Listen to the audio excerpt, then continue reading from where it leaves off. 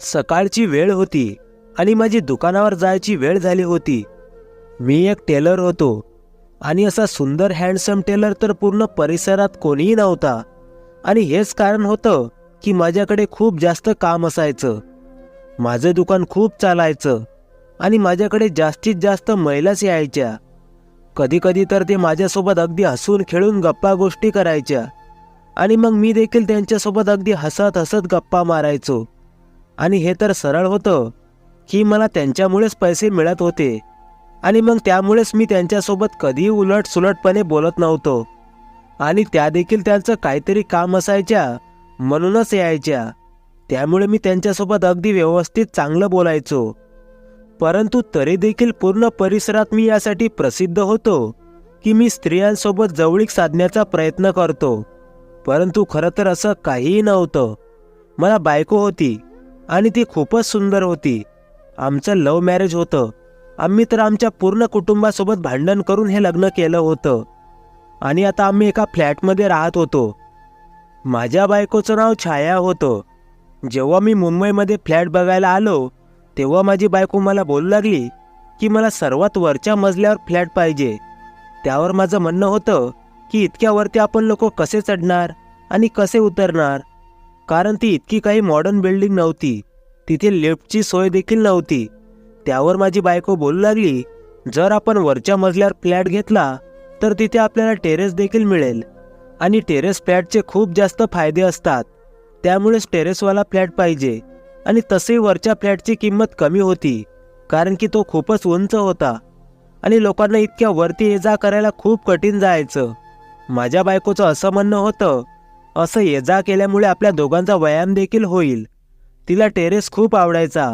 ती बोलायची, संध्याकाळी मस्तपैकी चहा बनवायचा आणि टेरेसवर बसून आभाळाकडे पाहायचं, पक्ष्यांना पाहायचं.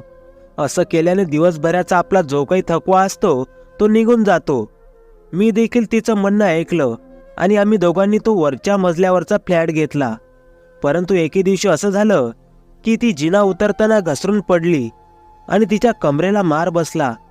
आणि आता डॉक्टरांचं असं म्हणणं होतं की तिच्या कमरेपासून पायापर्यंतचा जो भाग आहे तो आता सुन्न झाला आहे. ती आता तिच्या पायांवर चालू शकत नाही आणि नाही आता जास्त बोलू शकते, कारण की तिला खूप मोठा शॉक लागला होता. त्या झटक्याने पडल्यामुळे तिच्या शरीरातल्या अनेक अवयवांना दुखापत झाली होती, फ्रॅक्चर झालं होतं आणि या गोष्टीला आता 1 वर्ष होणार होतं. आता मीच तिची सर्व काही काम करत होतो. तिच्यासाठी जेवण बनवायचो, घराची देखील साफसफाई करायचो, पैसे देखील कमवायचो. तिला जर वॉशरूमला जायचं असेल तर ते देखील मला घेऊन जावं लागायचं. माझे सगळे नातेवाईक माझ्यावर अगदी दयेच्या नजरेने पाहायचे. ते बोलायचे, तू स्वतःच्या पसंतीने लग्न करून आमचं मन दुखावलं आहेस आणि त्यामुळेच तुला ही शिक्षा मिळाली आहे. लग्नाच्या 1.5 वर्षानंतरच माझी बायको अपंग झाली आणि जेव्हा ती जिन्यावरून पडली होती तेव्हा ती आई होणार होती. माझं मूल देखील या दुनियेत येण्यापूर्वीच या दुनियेतून निघून गेलं होतं. आमच्यासाठी हा खूप मोठा धक्का होता, एक खूप मोठा अपघात होता. आम्ही लोक खूपच कठीण प्रसंगात अडकलो होतो. परंतु तरी देखील अगदी आनंदाने ती वेळ निभावून घेत होतो. आणि आता या गोष्टीला 1 वर्ष झालं होतं. जेव्हा एके दिवशी मी दुकानावर जात होतो तेव्हा माझ्या बायकोची काम काही संपायची नावच घेत नव्हती. मी तिला एकदा बाथरूममध्ये घेऊन गेलो तेव्हा ती परत बोलू लागली की मला पुन्हा बाथरूममध्ये जायचं आहे. तिला अगदी व्यवस्थित हातपाय धुवायचे आहेत. मी तिच्याजवळ मोबाईल फोन ठेवून जायचो, जेणेकरून जर काही अडचण आली तर ती मला लगेच फोन करेल आणि मी घरी येऊ शकेन. माझं दुकान माझ्या फ्लॅटपासून इतकं काही लांब नव्हतं. दुपारचं जेवण देखील मी तिच्याजवळ अगदी व्यवस्थित ठेवून जायचो, जेणेकरून ती सहजपणे ते जेवण घेऊ शकेल आणि दुपारचे जेवण करेल. सोबतच पाण्याचा देखील बंदोबस्त अगदी व्यवस्थितपणे केला होता. दुपारी मी आमच्या फ्लॅटवर एक फेरी मारायचो आणि मग पुन्हा एकदा दुकानावर निघून जायचो आणि मग रात्री उशिरा फ्लॅटवर यायचो. ती बिचारी तर याच रुटीनसोबत तिचं आयुष्य घालवत होती आणि तिचं माझ्यासाठी इतकंच करणं हे काम होतं. मी पुन्हा एकदा तिला बाथरूममध्ये घेऊन गेलो तेव्हा तिने मला इशारा केला. मी म्हणालो, आता काय पाहिजे? मी जरा रागातच म्हणालो. तेव्हा ती जरा उदास झाली. तिच्या इशाऱ्याचा अर्थ होता की तिला लिपस्टिक लावायची होती. तिने ओठांवर लिपस्टिक लावली. तेव्हा मी तिला आरसा दाखवला आणि ती देखील आरशात पाहून लिपस्टिक लावू लागली. मी तिची स्तुती केली आणि म्हणालो, माझी बायको खूपच सुंदर आहे, एखाद्या अप्सरासारखी. त्यावर ती बोलू लागली, म्हणून तर तुमच्या बायकोला नजर लागली आहे. मी म्हणालो, नाही नाही, असं काही नाही, सगळं काही ठीक होईल. मी एक पुरुष होतो आणि माझी बायको अपंग होती. मी घरातलं काम देखील करायचो, पैसे देखील कमवायचो. तरी देखील देवाने मला ही इतकी हिंमत दिली होती की मी कधीही माझ्या बायकोला यावरून टोमणा मारला नव्हता. त्या एका वर्षात मी माझ्या बायकोसोबत कधीही भांडण केलं नव्हतं. मी तिचे उपचार देखील करत होतो. माझ्या आयुष्यात सगळं काही ठीक होतं. त्यानंतर मी माझ्या दुकानात निघून गेलो. त्यानंतर मी त्या मुलीला पाहिलं जी माझ्या दुकानात आली होती. मी तिला याआधी कधी पाहिलं नव्हतं. कदाचित ती त्या परिसरात नवीन आली होती. ती मुलगी खूपच तरुण, सुंदर आणि सडपातळ अशी मुलगी होती. तिचं नाव अंजू होतं. ती येताच क्षणी बोलू लागली, माझं नाव अंजू आहे, तुमचं काय नाव आहे? तेव्हा मी म्हणालो की इथे सगळे मला टेलर दीपक या नावाने हाक मारतात. तर ती बोलू लागली, हो, मी तुमच्या कामाबद्दल खूप लोकांकडून ऐकलं आहे की तुम्ही खूप चांगले कपडे शिवता. तुम्ही माझ्यासाठी देखील ड्रेस शिवून द्याल का? तेव्हा मी म्हणालो, हो, का नाही. ती बोलू लागली, खरं तर आमच्या कुटुंबात एक लग्न आहे आणि मी लग्नामध्ये दर 4 तासानंतर कपडे बदलते. ही माझी सवय आहे, कारण की मला सगळ्यांपेक्षा वेगळं दिसायचं असतं. त्यामुळेच मला जवळपास 12 ते 13 ड्रेस शिवायचे आहेत. 20 दिवसाच्या आत तुम्ही मला ड्रेस शिवून द्याल का? ती विचारू लागली, तुम्ही हे इतके ड्रेस आरामात शिवू शकाल का? मी म्हणालो, हो, परंतु या अर्जंट कामाचे मी थोडे जास्त पैसे घेतो. ती म्हणू लागली, मला पैशाची काहीच काळजी नाही. ती बोलत होती, जर मी तुझ्याकडून 13 ड्रेस एकत्र शिवून घेत आहे तर मग माझ्याकडे पैशांची कमी असेल का? मी खुश झालो की चला, मला एक खूप मोठी ऑर्डर मिळाली आहे. आणि तसंही मला कितीतरी दिवस लग्नाची ऑर्डर मिळाली नव्हती आणि तो आता लग्नाचा सीझन देखील नव्हता. परंतु काही लोक तर लग्नाचा सीझन नसताना देखील लग्न करतात. ठीक आहे, जाऊ द्या, मला काय करायचं होतं. मी तिच्याकडून ऑर्डर घेतली. ती बोलू लागली की मी उद्या ड्रेस मटेरियल घेऊन येते आणि सोबतच मेजरमेंट देखील घेऊन येते. मी म्हणालो, हा ठीक आहे. मी तिचं नाव आणि ऑर्डर नंबर लिहून घेतलं. मी माझ्या दुकानातच काम करत होतो. ती दुसऱ्या दिवशी आली. तिने मला सर्व कपडे दिले आणि मला समजावून सांगितलं की कशा प्रकारे तिला ड्रेस शिवायचे आहेत. परंतु ती बोलू लागली की मला एक ड्रेस अर्जंट पाहिजे. तेव्हा मी तिला बोलू लागलो, या वेळेला मी माझ्या घरी जातो. माझी बायको अंथरुणावरच खिळलेली आहे. मला तिला बघायला जायला लागतं. त्यावर ती बोलू लागली, जर तू हा ड्रेस मला आत्ता शिवून दिलास तर मी तुला 500 रुपये जास्त देईन. मी विचार करू लागलो, 500 रुपयांसाठी जर मी 1 तास घालवला तर काय होईल? तशी माझी बायको तिच्या घरात बसलेली आहे. कुठे रस्त्यावर तर नाही ना बसली. जेवण पाणी मी तिच्याजवळ ठेवून आलो आहे. 1 तासाने काय फरक पडणार आहे? 1 तास तर माणूस झोपून देखील राहू शकतो. हा ही वेगळी गोष्ट होती की ज्या प्रकारे माझ्या बायकोची हालत होती. मी नेहमीच घरी वेळेवर जात होतो, परंतु आज मला तिचा ड्रेस शिवायचा होता. मला तो ड्रेस शिवण्यासाठी 1 तास होऊन जास्त वेळ लागला. जेव्हा मी रात्री पुन्हा घरी परतलो आणि घरामध्ये गेलो तेव्हा समोरचे दृश्य पाहून तर मी हैराण झालो. माझी बायको जमिनीवर पडलेली होती. पाण्याचा ग्लास तुटलेला होता. कदाचित ती पाणी पिण्यासाठी उठण्याचा प्रयत्न करत होती, कारण की तिच्याजवळ मी जे पाणी ठेवलं होतं ते कमी होतं. मी तिला उठवलं, तिचं तोंड साफ केलं. तिला थोडं लागलं देखील होतं. त्यावर मी मलमपट्टी केली. तिने माझ्याकडे अगदी उदास होऊन पाहिलं. मी तिच्याजवळ फोन देखील ठेवला होता, परंतु फोनची बॅटरी कदाचित संपली होती. त्यामुळे ती मला फोन करू शकली नाही.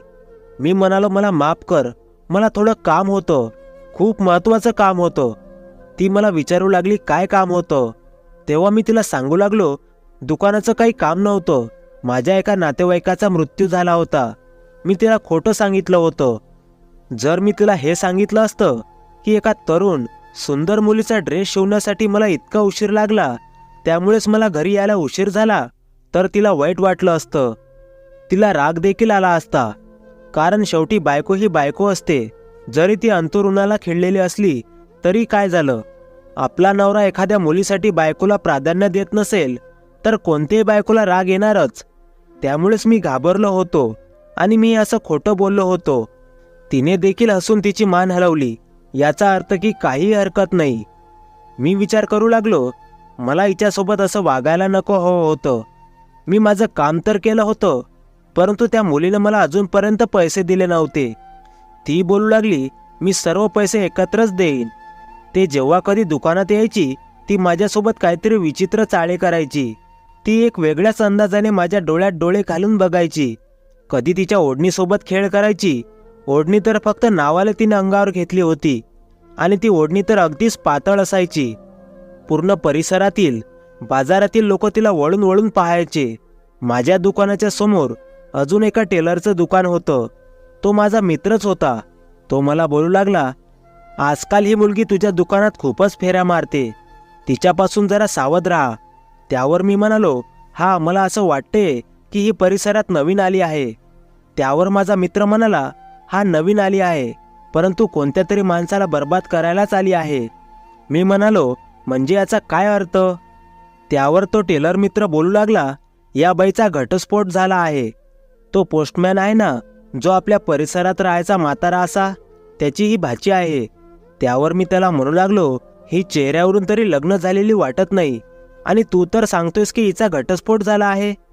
तो बोलू लागला, हो, आजकाल दिसण्यावरून कोण कसा आहे, लग्न झालं आहे की नाही काही समजत नाही.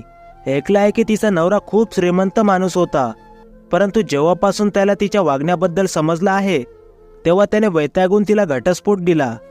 आणि तू तर दिसायला इतका देखणा आहेस की तुझ्या मागे कोणतीही स्त्री हात धुवून मागे लागेल.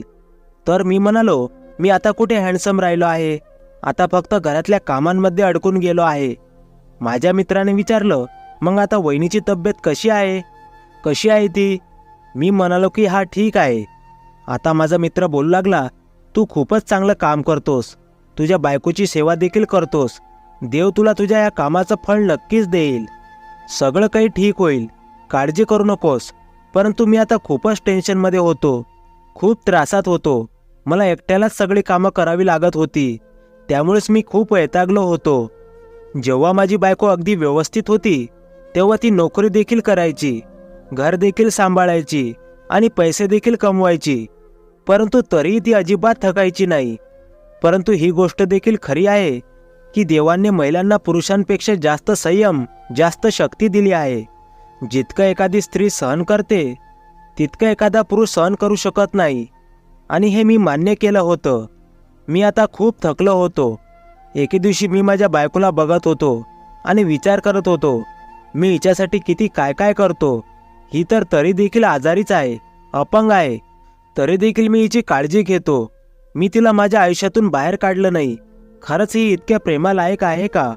जर तिच्या जागी मी असतो तर नक्कीच ही मला सोडून निघून गेली असती. ती तर दिसायला खूपच सुंदर होती. जेव्हा आमचं अफेअर चालू होतं तेव्हा तिचा कोणासोबत तरी साखरपुडा झाला होता. तो तिचा आत्याचा मुलगा होता, पण माझ्यासाठी तिने त्याला सोडलं होतं. मग असं असतानाही हिने दुसऱ्यासाठी मला सोडलं नसतं का? माझ्या मनामध्ये विचित्र विचित्र विचार येऊ लागले. आजकाल मी अंजूबद्दलच विचार करत राहायचो. ती रोजच्या रोज माझ्याकडून कोणता ना कोणता ड्रेस शिवून घ्यायची आणि मला पैशाची काहीच गरज नव्हती. मला ती आता आवडू लागली. तिच्यासोबत बोलणं, तिचं बोलणं ऐकणं मला खूप आवडायचं. ती माझ्या दुकानात यायची.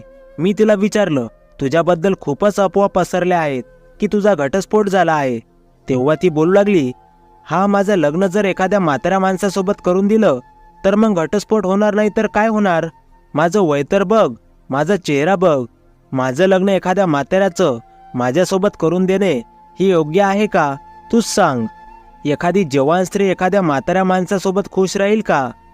त्यावर मी म्हणालो, हां, हे तर तुझ्यासोबत खूप वाईट झालं. तर ती बोलू लागली, माझं नशीब चांगलं होतं म्हणून माझा घटस्फोट झाला. जर माझा घटस्फोट झाला नसता तर माझ्यासारखी कम नशिबी कोणीही नसती. त्यावर मी विचारलं, मग आता पुढे काय विचार आहे? पूर्ण आयुष्य एकटीनंच घालवणार आहेस का?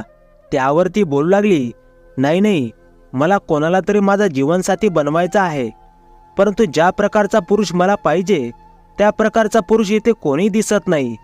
त्यावर मी विचारलं, तुला कसा पुरुष पाहिजे? त्यावर ती बोलू लागली, रंगरूपाचा दिसायला सुंदर पाहिजे, शरीर यष्टी अगदी धट्टपुष्ट असायला पाहिजे, त्याला बघितल्यावर वाटलं पाहिजे की हा खरंच पुरुष आहे.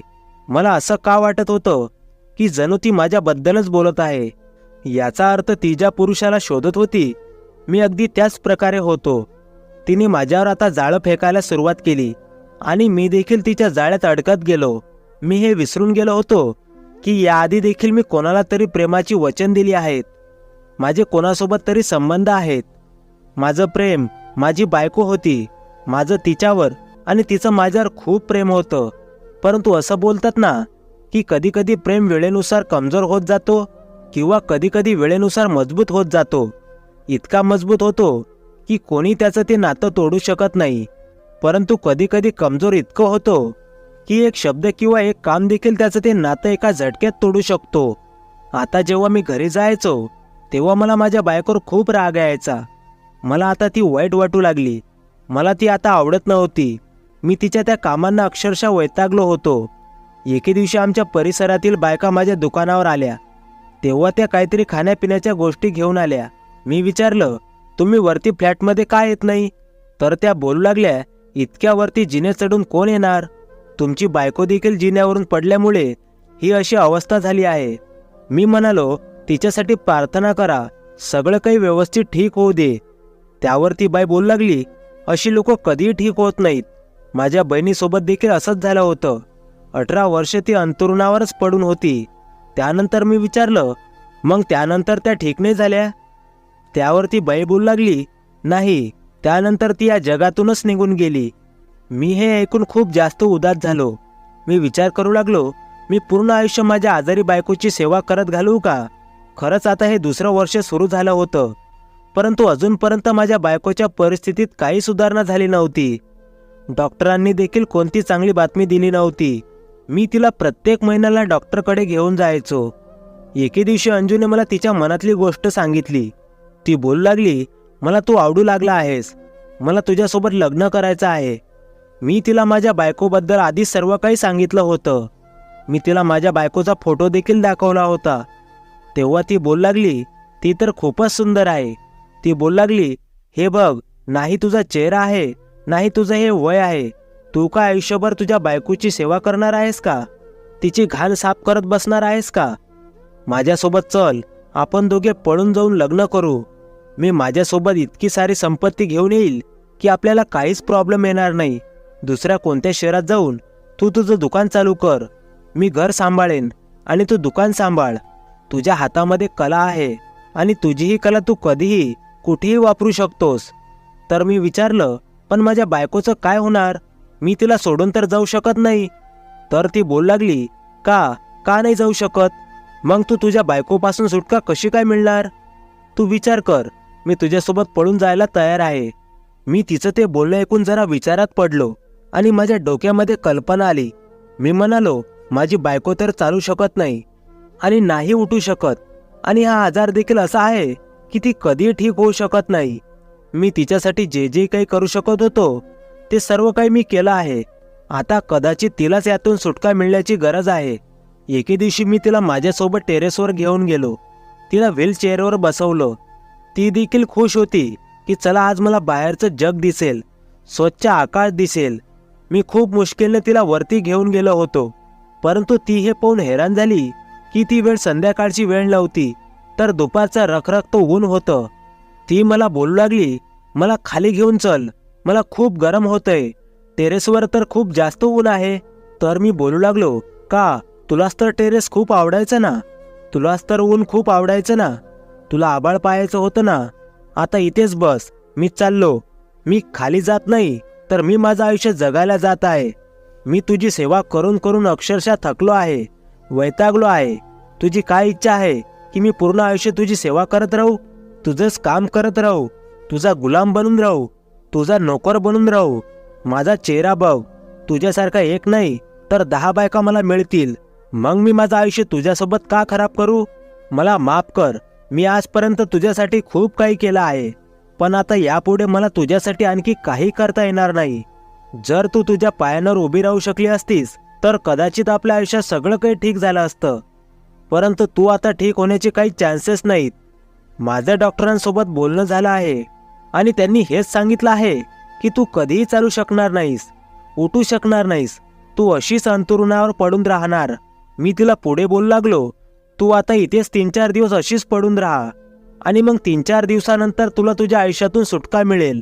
जेव्हापर्यंत लोकांना समजेल की तू या जगामध्ये राहिली नाहीस तोपर्यंत माहीत नाही मी इथून कुठेतरी दूर निघून गेलो असेन. एक मुलगी आहे, तिच्यावर माझं प्रेम आहे. बस मी आता तिच्यासोबत जात आहे. मी व्हीलचेअरला लॉक केलं, त्यामुळे ती व्हीलचेअर आता कुठेही फिरू शकत नव्हती आणि तसाही तिचा एक हात काम करत नव्हता.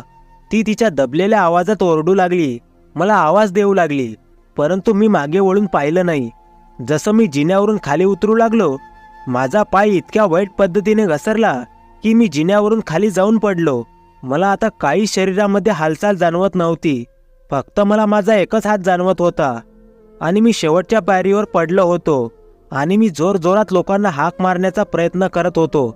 मी ओरडून ओरडून लोकांना बोलवण्याचा प्रयत्न करत होतो, परंतु कोणालाही माझा आवाज गेला नाही. 4 तास अशाच प्रकारे निघून गेले. मी तिथेच पडून होतो. कोणीतरी माझा आवाज ऐकेल आणि मला मदत करेल असं मला वाटत होतं. माझा फोन देखील माझ्याजवळ नव्हता. मी पाहिलं तर वरच्या पायरीवरून कोणीतरी खाली येत होतं आणि मी हे पाहून हैराण झालो की ती दुसरी कोणी नव्हती तर माझी बायको होती. जेव्हा माझ्या बायकोच्या जीवावर बेतलं, तिला वाटलं की ती आता या जगातून कायमची निघून जाईल, तिचा आता तडफडून मृत्यू होईल, तेव्हा तिने तिची पूर्ण ताकद पणाला लावली. आपण ज्याला व्हील पॉवर म्हणतो, त्याच पॉवरमुळे ती आज तिच्या पायांवर उभी राहिली आहे. ती स्वतः चालत चालत खाली आली. अडखळत्या पावलांनी स्वतःचा जीव वाचवण्यासाठी ती खाली येत होती. परंतु जेव्हा तिने पाहिलं की मी जिन्यावरून पडलेलो आहे आणि माझी अवस्था खूपच वाईट आहे, तेव्हा ती लगेच माझ्या जवळ आली आणि मला उठवण्याचा प्रयत्न करू लागली. तिला समजलं होतं की माझ्यासोबत काय घडलं आहे. माझ्यासोबत उलटं झालं होतं. जे मी करायला गेलो होतो ते आता सगळं माझ्यासोबत झालं होतं. ती आता माझ्या अवस्थेवर आली होती आणि मी आता तिच्या अवस्थेवर गेलो होतो. तिने माझ्याकडे रागीट नजरेनं पाहिलं, जसं की ती मला आता कधीही माफ करणार नाही. आणि तसंही ती मला माफ का करेल? मी तिचा जीव घेणार होतो. ती तिथून निघून गेली. मी तिला हाक मारत होतो, तिला आवाज देत होतो, छाया छाया माझी मदत कर, माझी मदत कर. परंतु ती तिथून अशा प्रकारे निघून गेली की तिने मागे एकदाही वळून पाहिलं नाही. आणि थोड्याच वेळात ॲम्ब्युलन्सवाले आले. कदाचित छायानेच त्यांना फोन केला होता. ती माझ्यासारखी उलट्या काळजाची नव्हती. जर तिला वाटलं असतं तर ती मला कायमची सोडून निघून गेली असती. परंतु तिने त्या लोकांना बोलावलं होतं. ते लोक मला डॉक्टरांकडे घेऊन गेले. डॉक्टरने हे सांगितलं की माझं अर्ध शरीर सुन्न झालं आहे आणि सोबतच एक हात देखील सुन्न झाला आहे. त्यामुळे आता मी नाही काम करू शकत आणि नाही उठून चालू शकत. आता छाया माझी काळजी घेऊ लागली. ज्या प्रकारे मी तिची काळजी घ्यायचो, ती माझ्यासोबत काहीच बोलायचं नाही. मी तिच्याकडे नेहमी माफी मागत राहायचो, ती माझ्यासोबत काहीच बोलायची नाही. मी तिच्याकडे नेहमी माफी मागत राहायचो, पण ती काहीही बोलायची नाही. ती दिवस रात्र माझी काळजी घ्यायची. ती पुन्हा एकदा नोकरी करू लागली आणि मी आज देखील हैराण आहे की कशा प्रकारे एका क्षणात आमच्या दोघांचं आयुष्य एकमेकांसोबत एक्सचेंज झालं. परंतु ती एक खूप चांगली स्त्री होती. तिने मला माझ्या अवस्थेवर सोडलं नाही. मी फक्त दिवस रात्र तिच्याकडून माफी मागत होतो की कदाचित ती मला माफ करेल. मी तिला फक्त धोका देत नव्हतो, तर मी तिचा जीव घेऊ इच्छित होतो. तुम्ही सगळ्यांनी माझ्यासाठी प्रार्थना करा की माझ्या बायकोने मला माफ करावं. मला आता माझ्या कृत्याची खूपच लाज वाटते आणि मी पुन्हा सगळ्यांना ही एकच विनंती करतो की कधीही कोणत्याही परिस्थितीत आपल्या जीवनसाथीला सोडू नका, कारण की तोच एक व्यक्ती असा असतो जो तुमच्या प्रत्येक परिस्थितीत तुमच्या सोबत उभा असतो. मित्रांनो, तुम्हाला या कथेबद्दल काय वाटतं कमेंट करून नक्की सांगा. आणि तुम्हाला कथा थोडी आवडली असेल आणि तुम्ही कथा शेवटपर्यंत बघितली असेल तर चॅनलला प्लीज सबस्क्राईब करा. शेवटपर्यंत कथा बघितल्याबद्दल तुमचे खूप खूप आभार. पुन्हा भेटू नवीन कथेसह. धन्यवाद.